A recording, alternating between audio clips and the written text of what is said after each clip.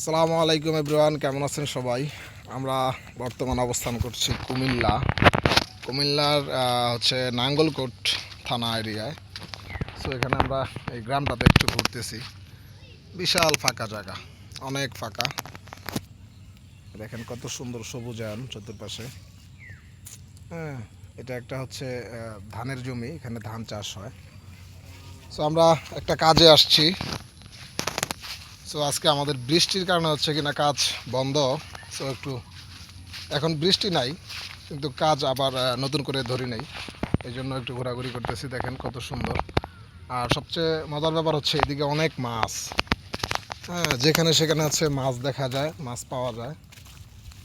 এই দেখেন, এই যেরকম সাইড দিয়ে হচ্ছে নালা আছে, ডোবা আছে। এই যে ডোবাগুলোতে অনেক মাছ। এই দেখেন কি পরিমাণ মাছ, এই দেখছেন, প্রচুর মাছ।